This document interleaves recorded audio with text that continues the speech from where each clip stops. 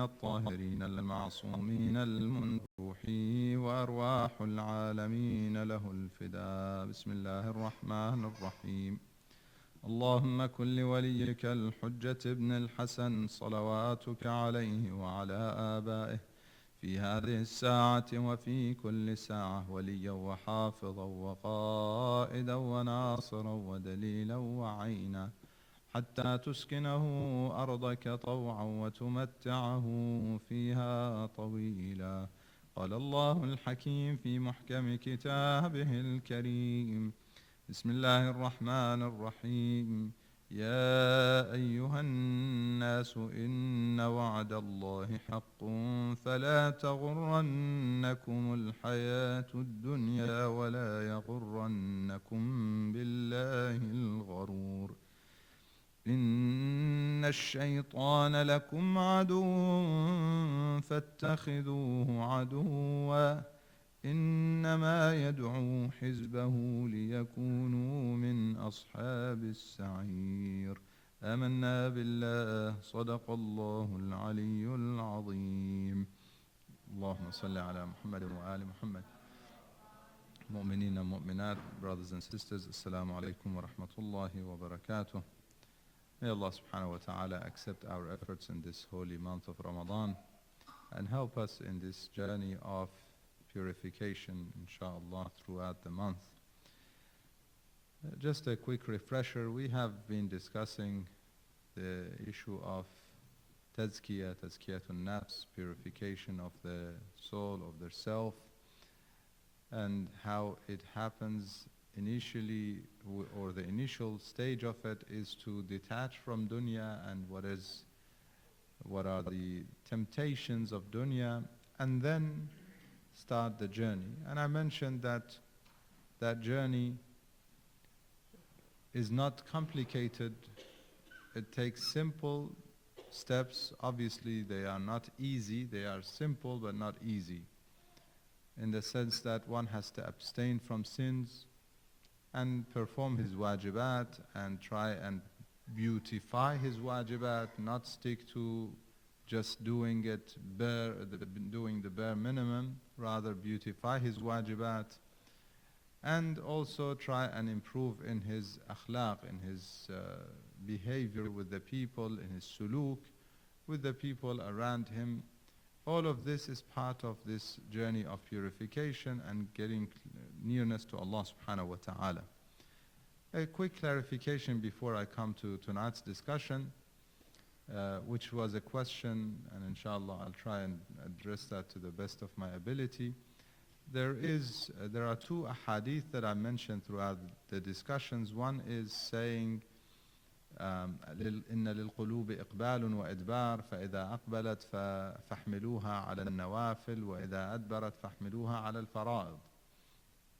That the hearts have positions of coming forward, sometimes coming backward, going backwards, or having not so eager for the journey to Allah subhanahu wa ta'ala. So when it's coming forward, do all the extra stuff. When it's going backwards, do force it on doing the wajib things, the fara'id. And also the other hadith that says أرغم نفسك على الفضيلة, push yourself to do the fadila. Fadila is something that is not just the bare minimum, beyond the bare minimum. So how do we combine the two? There are a few things that can be taken into consideration. One is, where am I in that journey? Okay, so if somebody is amongst those who is muwadhib, he is regular on salat al-jama'ah, okay, that is part of the fadila. He is regular on salat, doing ta'qibat and so on. Yet sometimes he gets to do extra things. Sometimes after Salatul Jama'ah he would stand up and recite. In Jum'ah, for example, he stands up, he does afternoon Salat Ja'far al-Tayyar. It's mustahab. Yawm al-Jum'ah, Asr al-Jum'ah, mustahab. Sometimes he does that. Sometimes he does, or he tries to do these things, extra things. So when he does not feel that iqbal from his heart, the minimum is the fara'id with its beautification, the fadila of it, praying on time, praying in jama'ah if he can, doing the Jum'ah, that's also part of it. Even if I'm a bit lazy today, no, I'll go to Jum'ah, okay? This is where أرغب نفسك على الفضيلة. This is a part of, push yourself. But okay, that extra mile after that, should I do it or should I not do it? Look at your heart. If it's not really eager, don't push it for those extra things. So what I was mentioning in terms of, for example, Laylatul Jum'ah, I go to the masjid and I pray Jama'ah, okay? Then I am not, my heart is not there for a spiritual journey of Dua Kumail, okay? It's not a big deal. Recite some short dua. يا دائم الفضل على البرية يا باسط اليدين بالعطية يا صاحب المواهب السنيات صل على محمد وآله خير الورى سجية واغفر لنا يا ذا العلا في هذه العشية. Okay, that's what I got to do today. Okay. That's what I meant by a combination of the hadith of احملوها على الفرائض and أرغم نفسك على الفضيلة. So we are beautifying the fadila to our level, each to their level. Somebody who always gets up for Salatul Layl should try and get up. Now one morning his heart is not fully there, okay? Don't do the extra things, or do the bare minimum, shafa and watr, okay? Don't, if I'm in sujood and I want to prolong my sujood and it's not there, my heart is not there. It becomes the kind of thing that later it could lead to basically a counter reaction, where one would simply abandon it all, basically. Out of us, first he's doing so much, and then eventually leaves everything. And I've seen that happen. People who became so religious and did so many things that out of a sudden they left it all. They left even what they used to do in some cases. Wal-ayadu billah. We seek refuge to Allah subhanahu wa ta'ala from aqibatu su, the bad ending. Tonight I want to speak of some of the obstacles and how we can tackle and deal with those obstacles.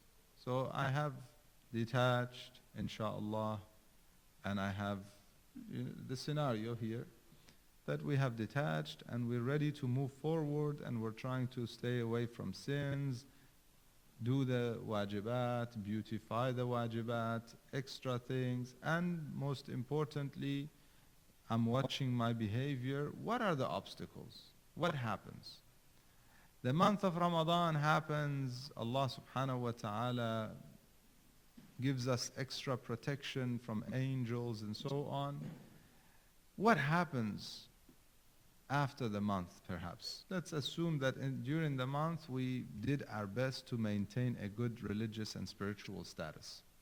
What happens after the month, and what happens in general, is that we have some major obstacles, major enemies. And that is why this journey of Tazkiyatun Nafs is called Al-Jihad Al-Akbar. It is called the Greater Jihad. There is a hadith from Amirul Mu'mineen salawatullah wa salamu alayhi. Allahumma salli ala Muhammad. He says, Ya ayyuhan nas, iqbalun nasihata mimman nasahakum. Oh people, accept the advice from those who are genuinely giving you a good advice. وَتَلَقُّوهَا بِالطَّاعَةِ مِمَّنْ حَمَلَهَا إِلَيْكُمْ وَاعْلَمُوا أَنَّ اللَّهَ سُبْحَانَهُ لَمْ يَمْدَحْ مِنَ الْقُلُوبِ إِلَّا أَوْعَاهَا لِلْحِكْمَةِ. He says, be it known that Allah subhanahu wa ta'ala only praised the hearts that are vast in their containing of hikmah, wisdom. So it's very important for us to try and gain that hikmah. وَمِنَ النَّاسِ إِلَّا أَسْرَعَهُمْ إِلَى الْحَقِّ إِجَابَةً. And the people, he praised the ones who accept the truth and good advice quickly. The quicker we accept, the more Allah subhanahu wa ta'ala praises and loves. وَاعْلَمُوا. here an announcement. This is what I want you to focus on, want us all to focus on. He says, وَاعْلَمُوا أَنَّ الْجِهَادَ الْأَكْبَرِ جِهَادَ النَّفْسِ. That the greater jihad is the jihad with the nafs. Be it known. So, فَاشْتَغِلُوا بِجِهَادِ أَنفُسِكُمْ تَسْعَدُوا. He says, get busy. It's not something we can do once and it's over. Jihadun nafs is a journey. It's not one day. It's not a click of a finger and it's over. No, it's a continuous progress. It's a journey that we have to continuously do. فَاشْتَغِلُوا بِجِهَادِ أَنفُسِكُمْ تَسْعَدُوا. You will be pleased in dunya and in akhirah, inshaAllah. And وَارْفُضُوا الْقَالَ وَالْقِيلَ تَسْلَمُوا. Don't reject, he said, she said. Work on yourself. Don't sit around and these, some people call it, saharat, Ramadaniya, others may call it baraza, and we sit and discuss other people, and he said and she said, and let go of these things. Don't get busy with other people's issues. Oh, what? Get busy with your nafs. Your nafs is what you need to criticize, not other people. Your nafs is what you need to fix, not other people. عليكم أنفسكم لا يضركم من ضل إذا اهتديتم. For you who believe, you need to worry about yourself. Don't worry about those who are going astray as long as you're going on the right path. Doesn't mean that we don't do anything. We don't do amr bil ma'ruf and nahy al munkar. Don't get me wrong. No, we have to. That's our duty. That's insaniyah. That's part of being an insan and a Muslim. We have to do it. However, it simply means that before you start saying he is going astray and look at these people how they don't wear their hijab properly, look at these people how they don't come to the masjid often, look at these, and we point the finger. We start categorizing people and labeling people, and what about me? Have I worked on my nafs? He says, focus on your فَاشْتَغِلُوا بِجِهَادِ أَنفُسِكُمْ تَسْعَدُوا. And then he says, أَكْثِرُوا ذِكْرَ اللَّهِ تَغْنَمُوا. You want ghanaim, you want the rewards, then be constantly in the remembrance of Allah subhanahu wa ta'ala. So why is it called the Greater Jihad? This is something I want us to pay attention to for a little bit. Why is it called the Greater Jihad? If you look at the nature of the smaller jihad, as the narration suggests, that now you're done with Jihadul Asghar, now you have to start Jihadul Akbar. They said, Ya Rasulullah, we just came from the battlefield. It didn't make sense to them immediately when they're looking at it. A battlefield with swords and hands flying, heads flying. It's not something little. One risking their life in the battlefield for the sake of Allah subhanahu wa ta'ala, and you call that Jihadul Asghar? And then you come to your nafs and you call that Jihadul Akbar? How do you say that, and why do you say that? So some people, in fact, because of this, they question the authenticity of the narration of Rasulullah sallallahu alaihi wasallam. But we have other narration, like I shared with you this narration from Amir al-Mu'mineen alayhi afdal salawat wa tahiyyat. If you deny that narration from Rasulullah, there are so many that we cannot deny all of them. So obviously it is the Jihadul Akbar. Let us learn why is it considered Jihadul Akbar. Let us do a quick comparison of the two. Who are our enemies in Jihadul Akbar versus the enemy in Jihadul Asghar? Who is the enemy in Jihadul Akbar? One is your nafs. What else? Shaitaan. What else? Any other suggestion? One is shaitaan, one is your nafs. There's another group. Everybody else. But who amongst everybody else? The closest The most difficult part is the closest people to you. Okay? إِنَّ مِنْ أَزْوَاجِكُمْ وَأَوْلَادِكُمْ عَدُوٌّ لَكُمْ فَاحْذَرُوهُمْ. Amongst your wives and your children, or your spouse, I don't want to say wife because it could be the other way around. Amongst your partners and your children are enemies. Not all of them, but some of them. Sometimes the husband wants to do something for the sake of God, the wife tells him no. Sometimes the wife wants to do something for the sake of God, the husband says no. That is عَدُوٌّ لَكُمْ. If one feels generous and wants to give and the partner says, no, what are you doing? That is shaitan. That is عَدُوٌّ لَكُمْ. Sometimes. So now we're looking at much bigger circle of enemies. And it's not easy to even identify them versus a war where you know the enemy is the one who's carrying a gun against you. Here you don't know. They're not carrying a gun, they might be actually carrying a flower. They're trying, in some cases they're trying to fool you. That's if it's other people. What if it's your nafs? How do I know? Do I see my nafs? Nobody sees their nafs. I don't even see myself, my physical body. I shared with you. I see my image. I don't see my physical self. Nobody has seen their face directly. They see it through a mirror. Let alone knowing my nafs. So I don't see. How do I know? Now, is my nafs an enemy or is it not an enemy? Is it nafs al-ammara or is it nafs al-lawama? This is nafs. What about shaitan? Look at this enemy now. An enemy that إنهم يرونكم Allah subhanahu wa ta'ala إنه يراكم هو وقبيله من حيث لا ترونهم. He, Iblis, Allah subhanahu wa ta'ala in Surah Al-A'raf, he says, يا بني آدم لا يفتننكم الشيطان كما أخرج أبويكم. Let not shaitan deceive you how he made your parents exit paradise. أخرج أبويكم من الجنة ينزع عنهما لباسهما ليريهما سوآتهما إنه يراكم. Indeed, he sees you, him and his tribe. هو وقبيله, him and his army. من حيث لا ترونهم, from where you do not see them. إنا جعلنا الشياطين أولياء الذين لا يؤمنون. They see you, you don't see them. One of my teachers used to say, imagine one soldier, but he is unseen. He's got, this suit that makes him invisible. They have that in the movies. Imagine that is true. That a soldier or a warrior with very good weapons and he is invisible. What can he do?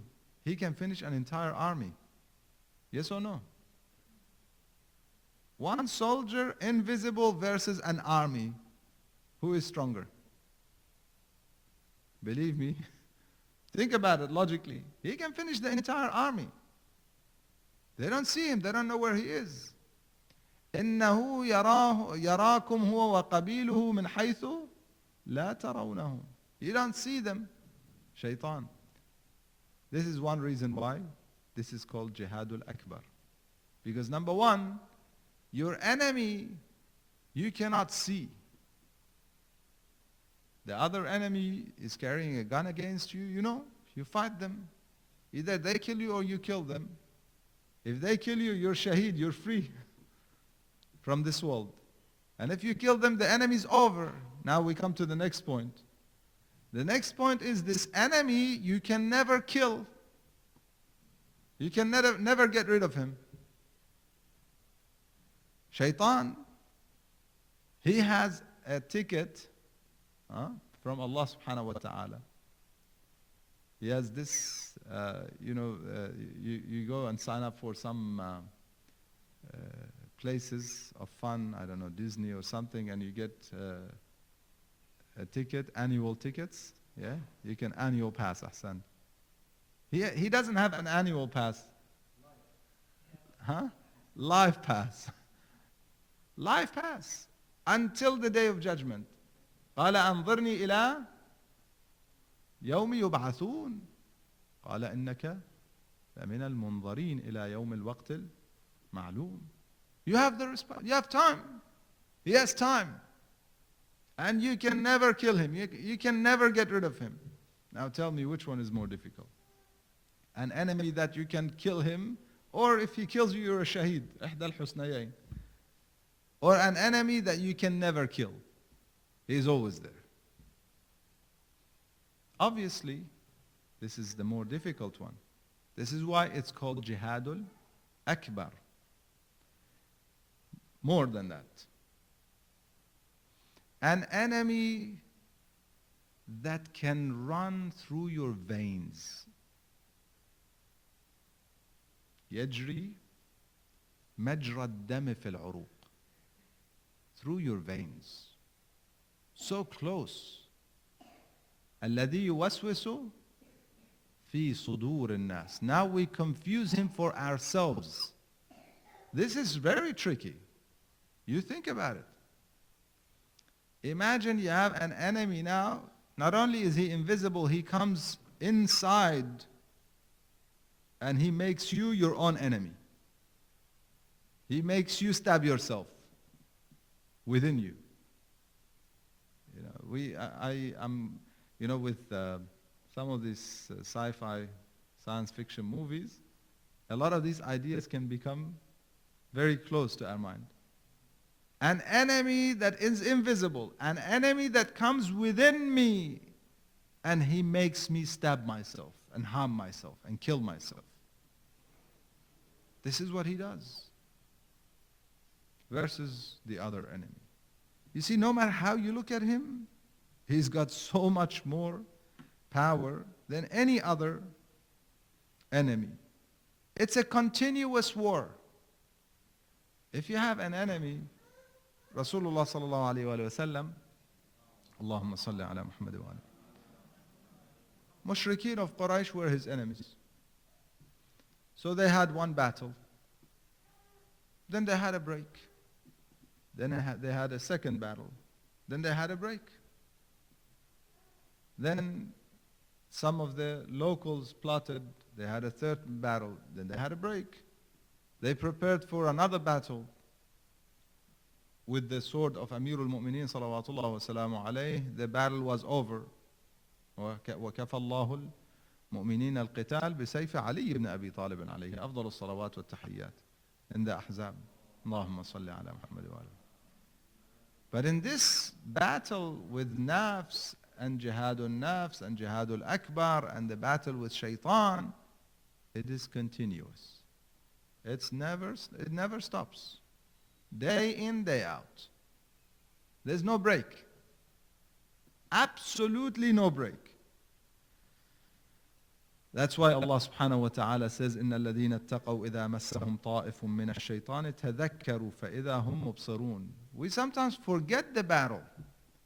But the ones who are pious, when they forget and shaitan has, somehow he visits them and affects them, influences them, they remember. Okay, in another ayah, they remember, and so they remember Allah subhanahu wa ta'ala. Dhakarullah.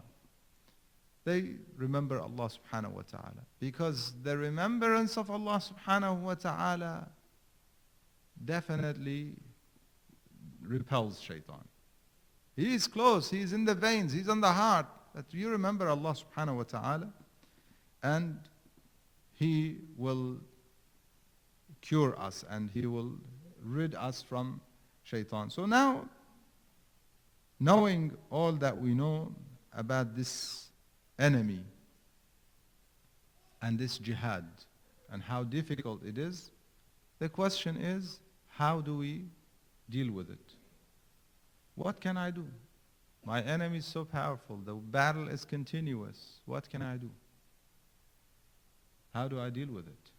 This is something we really need to think about. Allah subhanahu wa ta'ala in the ayah that I started from Surah Fatir, he says, إِنَّ الشَّيْطَانَ لَكُمْ عَدُوٌ. First, he says, يَا أَيُّهَا النَّاسُ إِنَّ وَعْدَ اللَّهِ حَقٌّ فَلَا تَغُرَّنَّكُمُ الْحَيَاةُ الدُّنْيا. One is غرور of dunya, deception of dunya. وَخَدَعَتْنِ الدُّنْيا بِغُرُورِهَا. وَنَفْسِي, the other enemy, is nafs, with its betrayal, بِخِيَانَتِهَا. And وَمِطَالِي, and me thinking that I will live so long and I have time. I'm still young, let me live my life.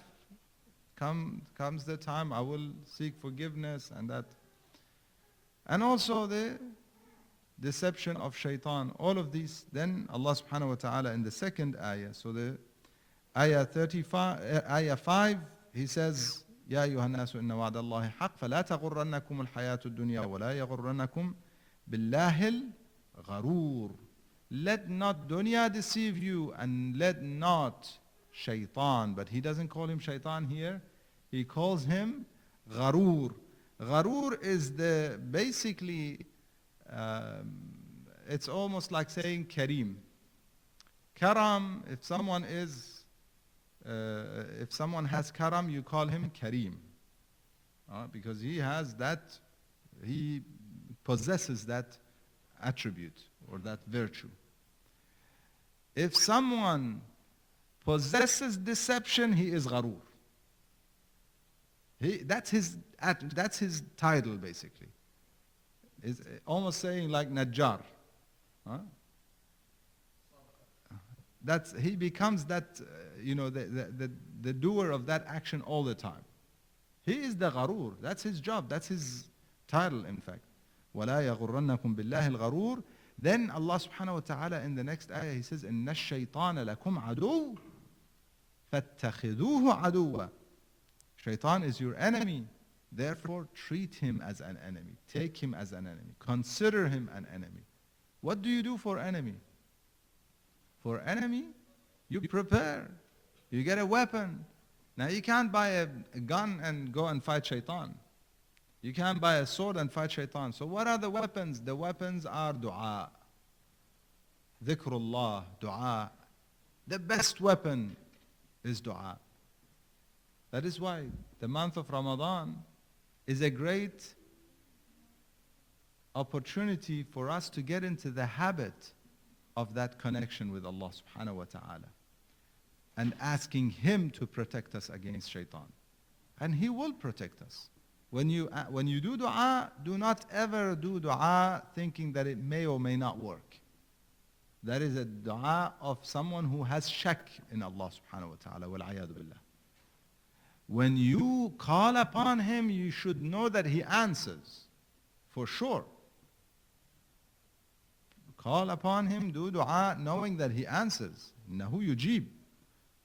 That kind of dua. Ask Allah subhanahu wa ta'ala first and foremost for help against this enemy. The month of Ramadan has another advantage. Shaitan detests one in the state of ibadah. He cannot stand it. He cannot stand one in the state of ibadah. Fasting is a continuous state of ibadah. And so it's one of the best weapons against him. In the month of Ramadan, you have that weapon. Let us train ourselves in this month on recognizing Him, on dua and seeking help from Allah subhanahu wa ta'ala against Him, because that's a big obstacle. As soon as the month is over, He is going to come and take revenge. You did all these ibadat in this month, I'm going to get you. I will ruin it all for you. That's what He wants to do. He wants to ruin every single ibadah that you have done. وَعِزَّتِكَ لَأُغْوِيَنَّهُمْ أَجْمَعِينَ. He wants to deceive every single one of us. He doesn't want to keep us with a single good deed. He wants to prove that him and his people are better.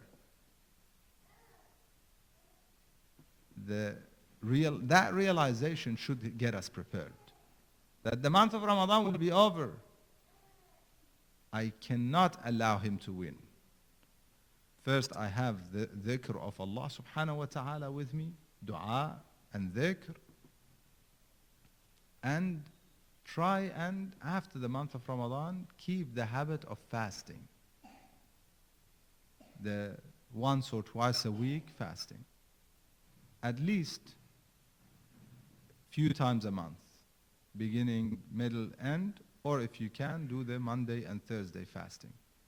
Because then you're repelling him and training yourself, keeping that training of the month of Ramadan going throughout the year, inshallah. We ask Allah subhanahu wa ta'ala to help us in purifying our nafs and help us in this journey of tazkiyah and help us in this battle with Shaitaan and nafsul ammara and shayateen al-jinni wal-ins. We ask him to make us amongst those who listen to what's said and follow what's best. وآخر دعوانا الحمد لله رب العالمين وصلى الله على محمد وآله الطيبين الطاهرين. اللهم صل على